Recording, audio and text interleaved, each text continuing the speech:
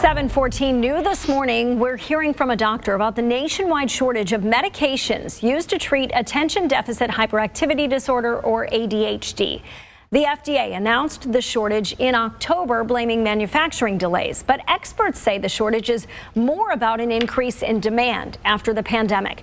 Joining us live now is Dr. Gregory Mattingly, Associate Clinical Professor at Washington University. Thank you so much for being with us. Tell me, how common is ADHD? You know, ADHD in kids is the most common neurologic disorder we have in childhood. It's about 8 to 10% of children here in the United States and around the world have ADHD.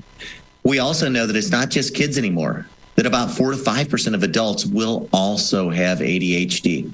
So it starts in childhood, but for many of our patients, it's going to continue into adulthood. What medication is most commonly prescribed to treat it? So there's a variety of medications that are available out there. We tend to think of them as methylphenidates, amphetamines, or the non-stimulants. So we have three major groups. Of those medicines, we know that we have what we think of as short-acting. You have to take them multiple times a day.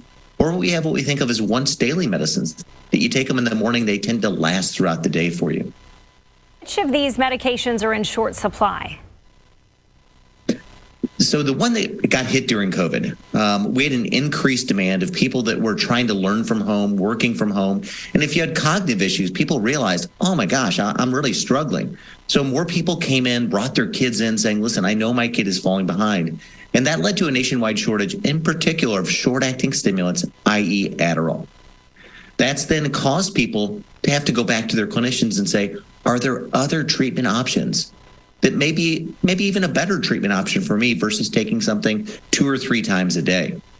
And so when you look at those, we have long-acting medicines, such as Vyvanse or long-acting Concerta. We have non-stimulants, such as atomoxetine or Qelbree, that you take once daily as well.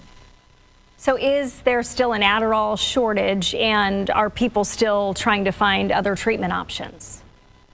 There definitely is, and I don't think that shortage is going away. So I think that's a time where you're going to have to work with your clinician on finding options out there that are going to be the right option for you.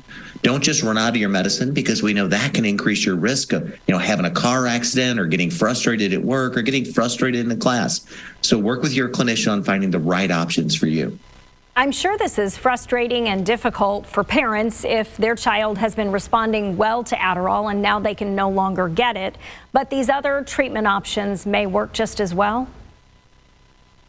They work just as well, and sometimes even better. I mean, think about it, a child that I'm on a medicine that works, but it wears off at noon, so I have to take a second dose.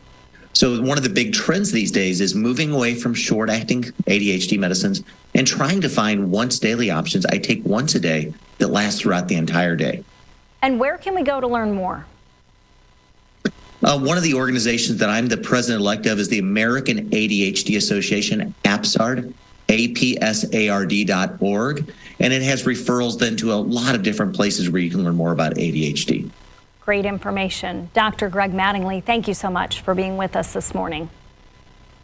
Thank you.